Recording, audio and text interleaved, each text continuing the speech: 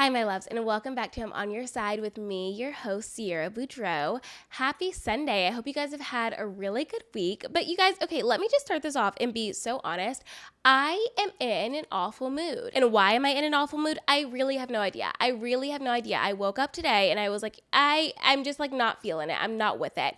But life goes on. The show must go on, figuratively and literally. And I think part of the reason I'm not in a great mood is because I had to go to the mall today. And going to the mall is already just such a stressful situation because there are so many people. And it seems as if people completely lose like understanding of spatial awareness and people being behind them and people needing to get around them when they're at the mall. Truly, and I didn't mean to start this episode off complaining and bitching. That is not what I plan to do. But I just wanted to let you guys know that I went into this and I just kind of felt like not really in the mood to do it. But once I said it and like addressed it out loud, I instantly started to feel better. I think once I just could be honest, because I think there was a time online where I felt like I couldn't be honest about how I was feeling. And one of my mutuals, Bria, made this video the other day and she was talking about how she's going through a really hard time. And in that, she mentioned how she hasn't been feeling very sunshiny and like very, peppy, which is like how people would describe her online all the time. And she hasn't been feeling that way just like internally. And she felt as if that was all she was allowed to be. Like that was the only way she was allowed to come online. And when I heard that, I was like, no, I feel that way a lot. Like I feel like I have to come on with something insightful and something super helpful and something informative. I feel like I can only show up in the best version of myself, but honestly, there's just been a lot going on in my life, a lot of changes going on in my life, and just like the general disposition of like things aren't always sunshine and butterflies. And I still want to be able to come to you guys and approach you guys with like the reality of that. And I don't think that any of you really like on the top level expect me to come online and be super happy and bubbly all the time, but I do think that's kind of like this persona that I built around my community, and I think we do less of that on the podcast. I think on the podcast I get to be more honest with you guys, which is why I felt totally comfortable starting this episode. I mean, like, you guys, I'm in a pissed off mood. Like, I'm upset for no reason, and I do want to do a whole episode at some point on like internalized anger and frustration and like these feelings that seem a little bit more taboo. It seems like women especially aren't really allowed to be angry, and especially Black women, but like women in general just aren't really allowed to be angry because we're going to be seen as aggressive. We're going to be seen as a bitch. Our anger doesn't really have like a place in society, it seems. And so where do we put it? And so I do want to do a whole episode all about that because that's something that I've been thinking about and reflecting on a lot. And now that I'm sitting here talking to you guys about it, it seems like something that I really actually do have a lot to talk about, but that is not what I wanted to talk about on this episode. But super quick before we do get into the episode, what is going on? It is mid-October, which feels absolutely crazy. I just feel like life has become one of those big blink and you miss it situations where you literally blink and it's January and then, oh my God, it's October, and then it's next March before you even know it. And I just feel like everything has been going so fast. And so I've been trying to like hold on to just like my day to day and hold on to little things that I have coming up that aren't so far in advance, but like something going on next week or the week after. Like next week, I'm going to California on a brand trip, which I'm really excited about. I think I told you guys about the brand trips that I'm going on. I'm going on one next week and then one the week after. So 2 back to back, which is crazy. And then I have my birthday in between. So a lot to celebrate, a lot going on. And then this weekend, I have my birthday party / housewarming. By the time you guys hear this episode, the party will have passed. The party's on Friday. No, it's not. The party's on Saturday. The party's on Saturday, but either way, it will have passed because this episode comes out on Sunday. But I am really looking forward to that. And I think that it really helps me to have something in the near future to look forward to that slows time down a little bit, because you know how when you're expecting something and waiting for something, it seems like time drags on. Like if you're waiting for a text back, an hour feels like a month, or if you're waiting for something coming up at the end of the week, then that feels like, a year in between. Like it feels like time really does slow down when you're looking forward to something and waiting for something. And so I try to have something on my agenda that I'm looking forward to so that it feels like time is slowing down a little bit. And I don't know if that really makes sense, but it's kind of how I've rationed it in my brain, and it really does help for me. So maybe if you're struggling with feeling like time is flying and you don't even know how to grasp it, having something, and it doesn't have to be a trip, it doesn't have to be something super big. It can be something as simple as on Thursday, me and my friend are gonna go grab dessert after dinner. It can be something really small, but it just needs to be something that gets you excited and gets you hopeful and gets you looking forward to something, because I think in my my experience, that really slows time down a little bit. And that's what I have going on in the near future. My AC is fixed. I think you guys are up to date on the AC debacle. If you follow me elsewhere, then you've heard all about this. But my AC was broken and now it is fixed. A lot of money later, like a lot of money later. I made a TikTok about it, how I was saying, like, when you put something out to the universe, you need to be really specific because it will grant you your wish. The other day I woke up and I was like, ooh, I'm in the mood to spend some money. And the universe is like, actually, I have something you can spend money on. How about a new HVAC system, new furnace, new AC unit, all of that. There's also some other stuff we need to fix. How about you spend money on that? And I was like, oh, actually, that's not what I was thinking, but since you went ahead and put it out there, might as well swipe my card for that. So I have that, which is honestly great news because, like I said, the party is Saturday, and so I want to make sure that my guests are comfortable and it's not like super, super hot in the house. And so it's back to a nice, cool 69 degrees in here, which the timing is funny because Dallas is experiencing our first cool front right now. I think it's like 65 degrees outside right now, 67 degrees. Like, it is really not hot at all. I'm wearing a sweater. As you can see, I'm wearing a sweater and jeans, and I keep like putting, if you're watching this, you'll see that I keep putting my hands over my legs because my jeans are cropped, you guys. And I just feel like if you don't specifically know the jeans are cropped, it looks like I'm wearing high waters. I am not wearing high waters. I'm just wearing cropped jeans. But when I'm sitting down crisscross applesauce, then did I just say crisscross applesauce? Like in real life, I, at 25 years old, almost 26, just said crisscross applesauce. I did. Anyway, as I'm sitting here with my legs crossed, it looks like I'm wearing high waters. I'm not. Not that there's anything wrong with high waters. If high waters are your thing, go for it. Like capris suddenly came back into style. I feel like capris didn't really come back into style. I feel like people just started wearing capris to see if it would like grab on, and then it never really did. Like, I feel like capris never really had a moment. Like bows had a moment, or like red for fall is having a moment. Like, I feel like capris have tried a couple of times to have a moment.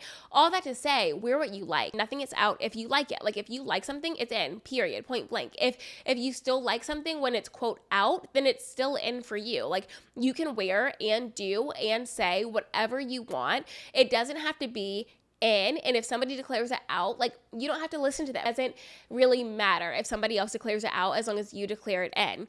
So with that said, last week we did the whole episode on buying my first home, and you guys are loving it. I'm really, really thankful that you guys are loving it because a lot of like thought went into that, and still when I was editing it back, I was like, oh my God, there's still some stuff that I forgot to say. Like, I am still missing a little bit of information, not a lot, but like I forgot to talk about the appraisal process and how that was kind of anxiety inducing, just because the appraisal is like the last step in the thing. When your house gets appraised and it comes in, they could appraise it, say $30K lower, but the bank that's giving you your loan, or the credit union, whoever is giving you your loan, is not going to give you $30K more than the house is worth. You know what I mean? So if your house is worth, let's say $250,000, but you need a loan for $300,000, they're not going to give you the extra money. You have to come up with it, or the seller has to give it to you, which, depending on the market, depending on, a lot of things, the seller may or may not give that to you. So more often than not, you have to come up with it, which can be really stressful. And so I was nervous that the house is going to appraise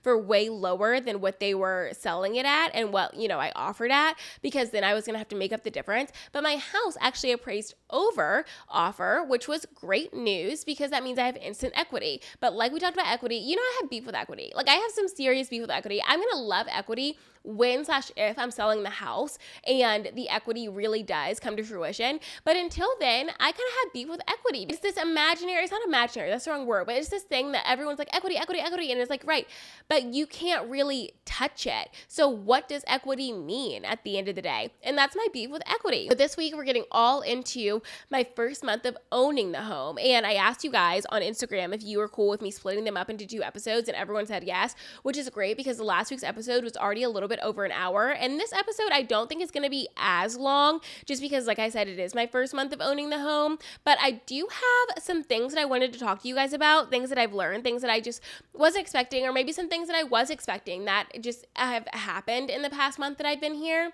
And it just feels like this month has truly flown by, but also been so long. When I think about last month, like September, when I closed on the house, to now, the house looks completely different. I mean, I furnished 90% of it. There's still some rooms that aren't furnished or aren't complete, but for the most part, the house is furnished. Anywhere that like it's public facing, that guests would be, is furnished. And so I'm really thankful for that. And it happened really quickly, but I just found pieces that I loved. But we're going to get all into how I did that and a bunch of other things in this episode. So let's get into it. So I closed on the house on September 3rd, and it's now October 16th. So it's been a little bit over a month.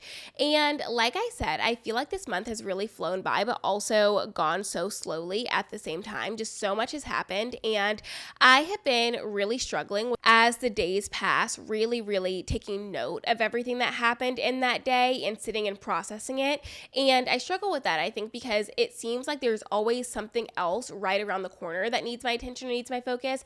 And I'm sure you guys feel that same way too, especially those of you who work corporate, where it's like, how do I even process my own life and my own, things that I have going on when I'm also processing like what happened at work and processing the company's goals and all that stuff. And that's not really an experience I have anymore, but just when it comes to my personal life and then my career, it seems like I am thinking, not only this quarter, 2 quarters ahead as far as work goes, but also trying to really hone in on like my actual life and what my day-to-day looks like. And I think I just am not doing a great job at that. And so things just kind of feel like a blur, but I've written down as much as I can remember, which is actually a lot, but I've written it down, and I wanted to start with kind of like my hope for the house and my desires that I have for the house.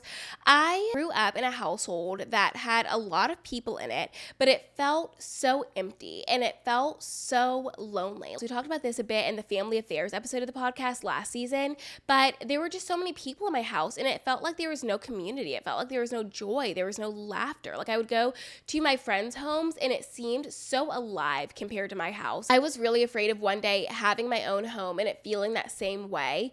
And I didn't want that. I was like, what can I do to make sure I don't feel that same loneliness and that same emptiness that I felt in my childhood home? I realized it's not about the stuff that I have in my home. It's not about completing this list of tasks. It's not about the candle that I have burning or things like that. It is simply about who I am and who I invite into my home. And because I am a person who does carry joy with me and does carry hope with me and laughter and lightness with me, my home is going to feel that way. My home, I want to feel like an extension of self. And I've become really picky about who I invite into my home and the people that I want to be in my space, because I care so much about the energy that's here. Obviously, I live here and I work here and I host here and I rest here. Like this is where a lot of my life happens. And I want to be really careful about who I invite into this space, because it's not like an apartment where something happens and I can just, break the lease and wipe my hands of it. This is where I'm going to be for the foreseeable future. And so I want to make sure that I keep this energy as good as possible and keep the community that I have in here as close to me as possible. And I think that's been a lot easier just given the fact that I have been a lot more particular about who I invite in my life anyway, whether or not they're in my home, but just being really particular about the people that I want to surround myself with and the energy that I just want in my life. Because I also think that, if you go somewhere and you grab onto the energy somebody else is putting out and you bring it home with you. I'm not saying that my house is always going to be this perfectly happy, peppy place, but I simply want it to be a place where I can feel relaxed and restored and comfortable. And so who I invite in here really contributes to that. I think that a home is really just a culmination of all of the people that you have and all of the energy that it receives and gives back to you. And so I've just been mindful of like, what do I want my home to feel like? What are the words? How some people use words to describe their fashion sense or, how they want to dress for a particular season. I've been thinking about what I want my home to be. And I want my home to be comfortable. I want my home to be lived in. And I want my home to just feel well loved. I want people to feel well loved when they come in here. I want the things in my house to be well loved. I don't want anything in my house to be too precious. Don't touch that. Don't get too close to that. Don't mess that up because it's too, it's too good. It's too ritzy. It's too glam. Like I want my home to be a place where you can just relax and feel comfortable here. And I think that there are some parts of my childhood home where I didn't really feel that way. Like we had this dining room and you didn't go in the dining room really unless we were eating like a nice family dinner, which was twice a year for Thanksgiving and Christmas. Those are the only 2 times I was ever in the dining room. And it's not necessarily that I was explicitly told that I wasn't allowed, but there was an energy about it. Like there was no reason for me to really just be sitting there and enjoying it. And my thing about owning this house is I'm paying for all 2,000 plus square feet of it. I want to enjoy all 2,000 plus square feet of it, including the dining room, including the sunroom, including all the things that I bring into it, including all of my furniture and, the dishes that I use. Like I don't want anything in this house to be far too precious for me to enjoy. And so far, that's been great. And I was telling you guys that this weekend I have my housewarming party, and I'm really excited because not only is it going to be like my birthday where people are coming to celebrate me growing up and I get to really reconnect with people in that way, but inviting these people who have changed me and changed my perspective or changed my development in some way into my home to continue doing it for this space really is so important to me. I've invited these people who have grown with me and changed with me over years of my life. My childhood best friend Shannon, we've been best friends since we were 12 years old. And then just like newer friends that I've made, they're coming too. And I have relationships with people who have known me for years and years and people who have only known me for months. And Hallie's flying in, which I'm really excited about and so thankful for. Evie is driving in. And so I'm just really excited to have all of these people in here and celebrating this because I was talking to a friend the other day and she was like, I can tell that it is a really big pillar of you to celebrate and be celebrated. And I have been thinking about that because it truly is a core pillar of mine to celebrate people and in turn be celebrated. I think there's nothing more special than saying, yes, I affirm myself. Yes, I value myself. Yes, I know this is a big deal, but having other people affirm that with you and having other people celebrate that success with you, it makes you feel so loved and so known. And I think I've really struggled with like the amount of celebration I give off to other people and feeling like that's not really being returned to me. And I don't know if that's maybe also projection, which everything I think is in some way projection. But when I was creating the guest list for my housewarming party, I thought, who has celebrated me? Who has shown up for me? Who has loved me without me having to ask or without me having to beg? And I was creating this guest list and I found that it was actually so easy to do that because all of these people have loved me and supported me in some way. And I'm not saying people need to fall over their knees to celebrate you and shout your praises from the rooftops. It's not about that. It is simply they see your success as their success. They see your joy as their joy. There's no hidden animosity or doubt or fear that if I say this, is this going to make them uncomfortable or make them feel threatened? Because I've dealt with more than enough friendships that have made me feel that way. And I don't want to feel that way anymore. And I definitely don't want to feel that way when it comes to such a huge accomplishment, such as buying a house. And career-wise, I think that buying this house has helped me quite a bit with imposter syndrome because it feels like, you reach these different points of success, these follower numbers, these likes, these partnerships, whatever, but nothing, at least for me, feels permanent. It doesn't really feel like it feels like you get these achievements, you make these achievements, and then it's on to the next thing. It's like, okay, well, I have 300K. Now I want 400K, or I have this on Instagram. Now I want that on Instagram. And it feels so fleeting almost. It's like you gain the success, and as soon as you take a minute to enjoy it, you feel like you have to push to the next thing. And that's something I've struggled with a lot. But with the house, it feels like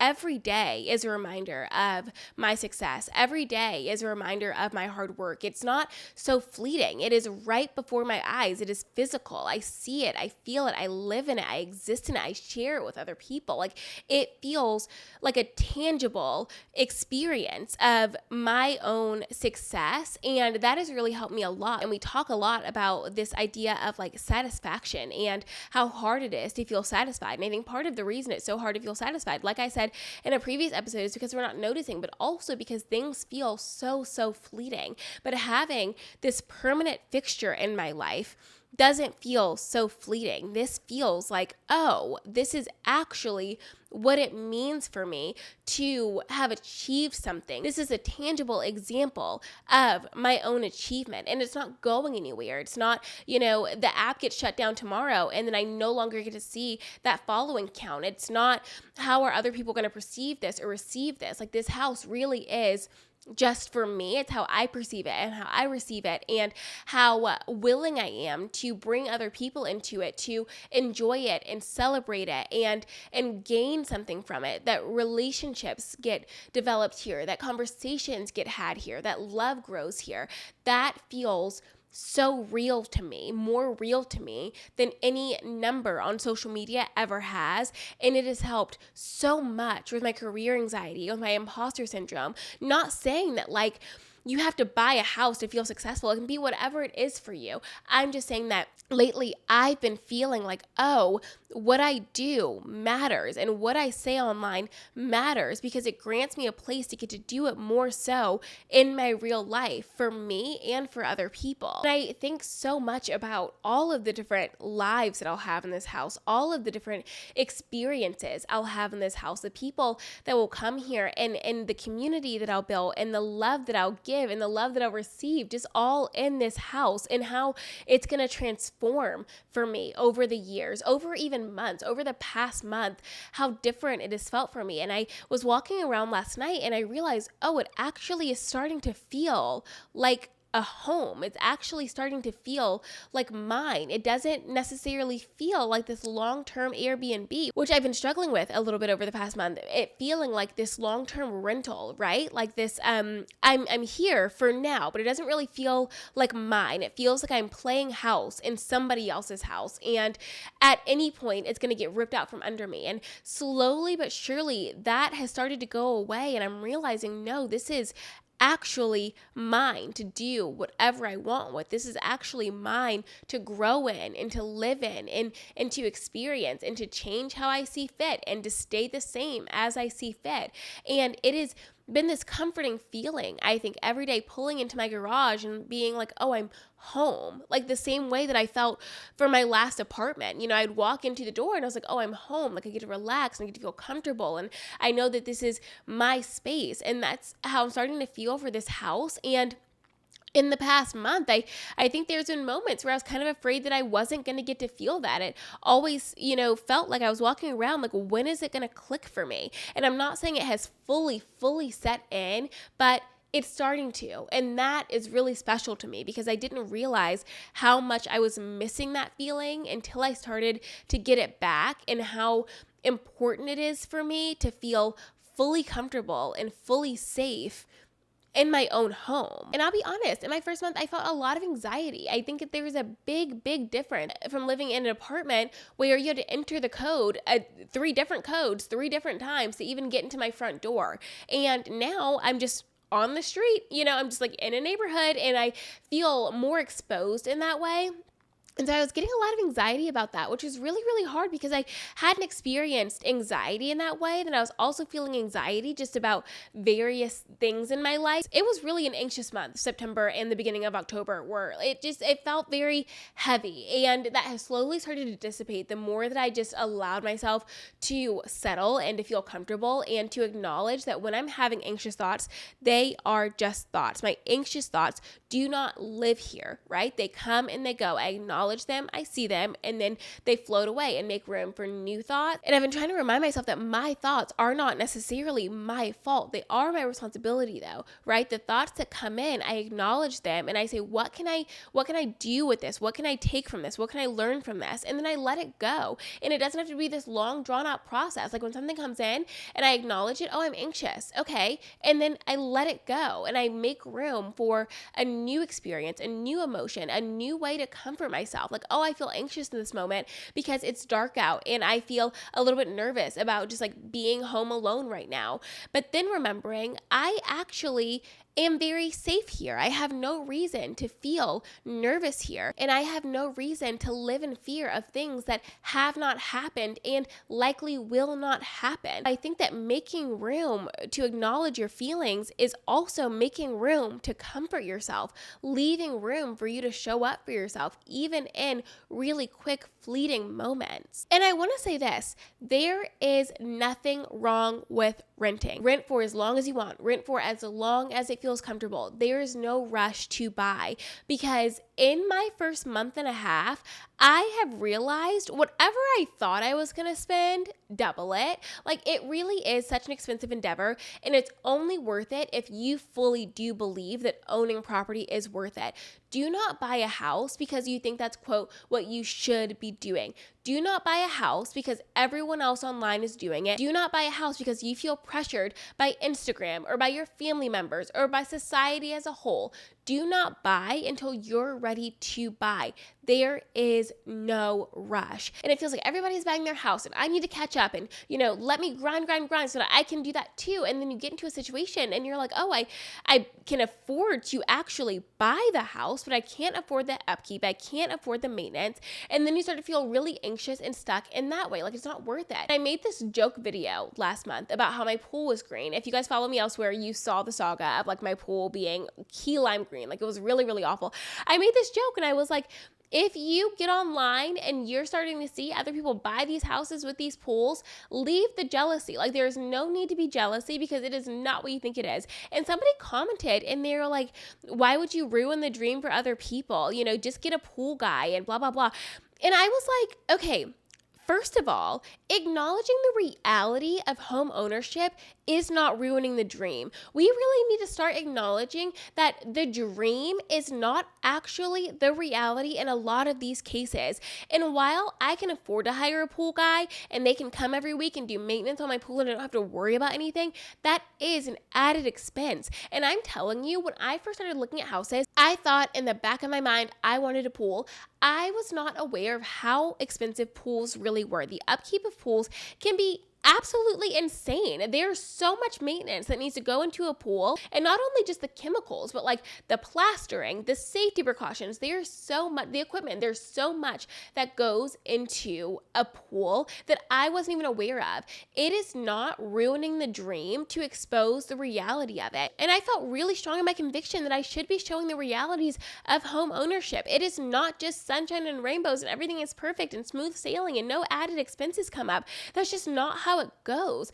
In the first month and a half that I've lived here, I've had to replace my HVAC system. I have a pool guy coming out to replace my entire pool equipment. The pool needs to be replastered. I had a bunch of spliced wires in my attic, and all of those needed to go into junction boxes. That was a really big expense. My electric box needs to be recoded and rewired. I mean, there are so many expenses just in my first month and a half that I felt like when I was looking to buy and looking to like kind of even just start the process, start the hint of a process, people weren't really talking about. You could buy the nicest, the newest house, and things are still going to come up. And so you never want to get into a position where you spend all of your money on the down payment and all of your money on the closing costs. And if something breaks in your house, you can't afford to fix it without going into massive debt. But so many people do. And that's why I say that renting, there's no shame in renting at all, because would you rather be in a crazy amount of debt just to say you own, or would you rather just rent for as long as it's comfortable so that you can save up so you don't have to live in the reality of crushing debt? You don't have to make huge financial decisions just because other people are. You don't have to sit and soak in comparison and envy without really knowing the reality of what other people are getting into. Somebody that you know might live in this gorgeous house on a corner lot with a huge backyard and be sitting in $75,000 of debt that's not tied to their mortgage at all, that is simply tied to renovations and upkeep on the house. Like a lot of the times we are comparing our real life to somebody's facade, and it is not worth it. Buy when you want to buy, if you want to buy. Do not buy because you feel obligated to keep up with the Joneses. A lot of the Joneses are house poor, babe, which leads me into my next point. Something that I really, really focused on before I even closed on the house was making a list of wants and making a list of needs and separating out the expenses accordingly. Because it is really easy to walk into your house and think this needs, and you're spending so much money because you're categorizing everything as a need. Some things do not need to get done. They are simply wants. Like furnishing the sunroom was a want. It was not a need. Luckily, I was able to do it, and I'm really thankful that I was able to do it, but it was not a need. It was in my wants column, and I was able to budget accordingly and really prioritize the needs of the house first because I had it in a separate list than my wants. I could go through my wants list as things came up and say, okay, is this within the budget? If I fulfill this desire that I have, can I also make sure that the needs needs of the house get met, to make sure that everything that needs to get done can get done. As soon as that list of needs was complete, then the wants could start coming in. Or you can trickle in some of your wants with your needs, but still not confusing the two. Some things you're going to want so badly that you're going to want to convince yourself is a need, but it is not a need. And it is a lot easier to budget when you can really sit down and look at what needs to get done versus what do I want to get done. And then being honest about where your money is going rather than just saying, oh, well, I needed this and now I don't have enough money for this other thing. Well, that other thing is causing your bill to be really high, or that other thing is causing a leak in your roof. Like whatever it may be, that other thing should have been prioritized. But without that separation, you really aren't thinking about that. And what I've learned a lot in the time of home ownership is that you need to develop a sense of intentionality that maybe you didn't have before. You need to be really mindful about where your money is going and what is actually important to you, because it is so easy to get lost in the haze of everything. But your house doesn't need to be furnished immediately. And also, you don't need to be paralyzed in fear that if you make a decision,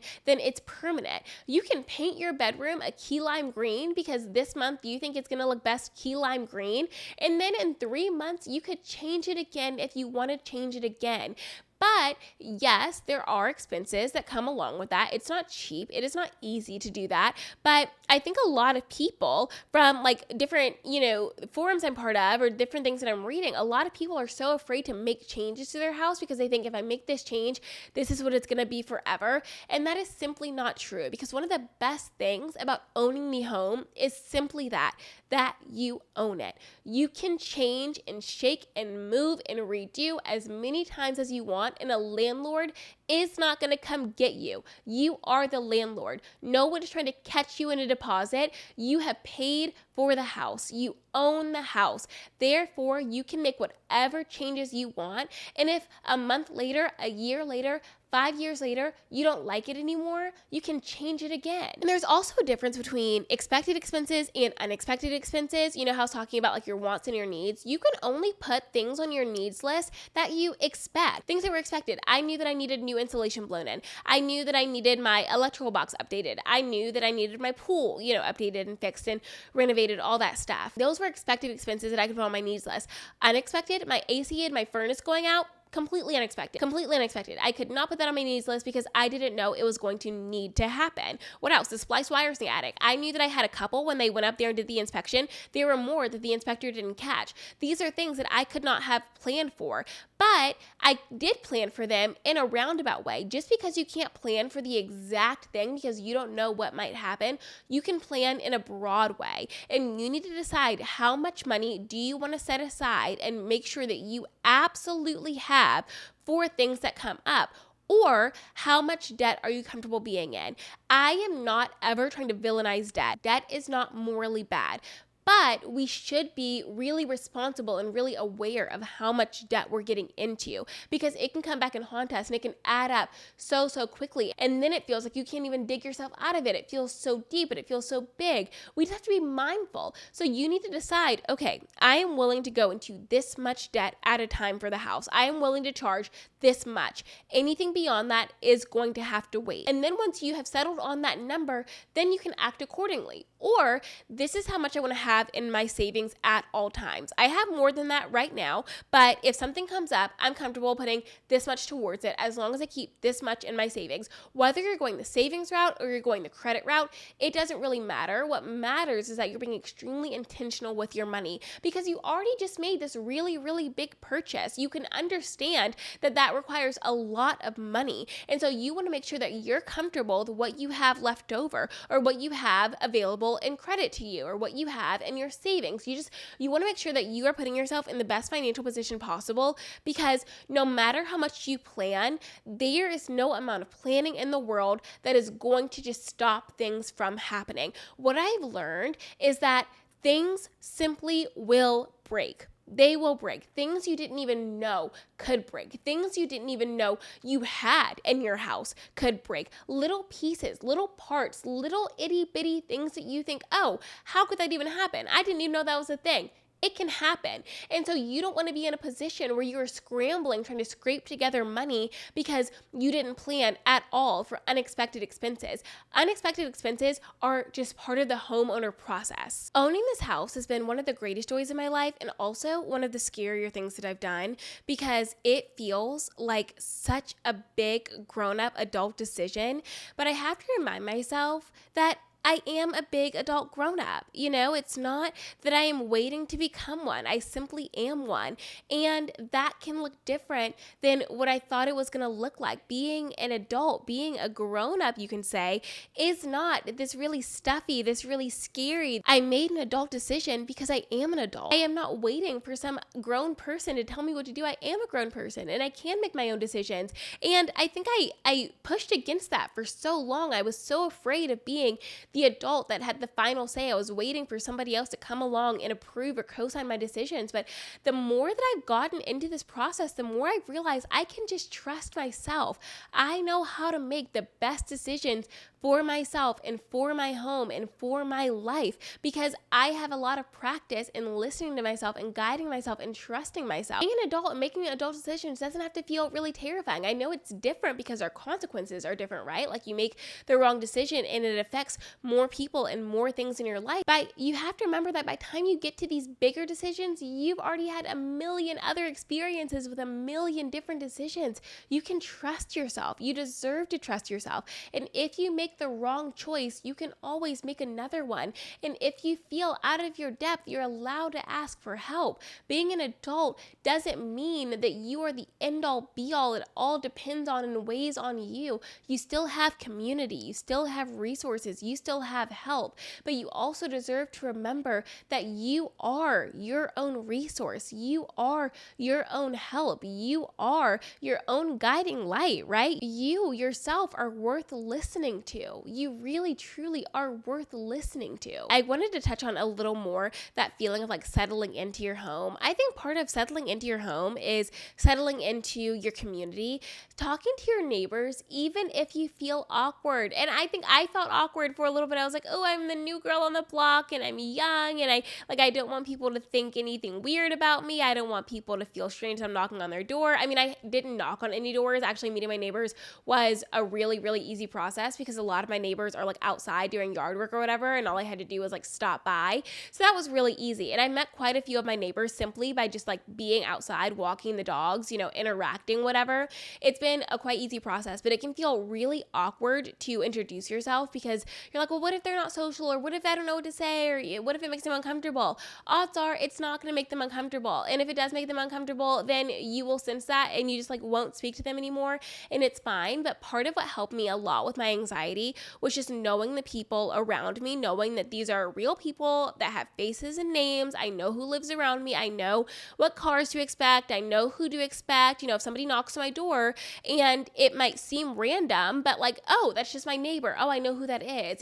It feels less anxiety inducing when you feel like you are part of something. So I would just encourage you, if you're buying or even if you're renting in a house and you're in a neighborhood, just to like be social with the people around you, especially if you deal with anxiety the way that I do. It just has made me feel so much better and so much more secure. And no security is overkill if it makes you feel safe. You can have a camera on every inch of your property if that makes you feel safe. Like one thing that I did was my DoorDash name, I changed it to like a man's name so that whoever is delivering my DoorDash doesn't just see that I'm like a woman. And I don't know, it probably in the grand scheme of things isn't making a difference, but it makes me feel safer just to know that, because a lot of DoorDashers are men, and just to know that in their head they're delivering to another man's house, which is, it feels less threatening to me. And I watch on the Ring camera, they drop it off, I don't open the door until they drive away. Like it just makes me feel safer. So all that to say, no amount of precautions, no amount of safety nets or safety cameras or whatever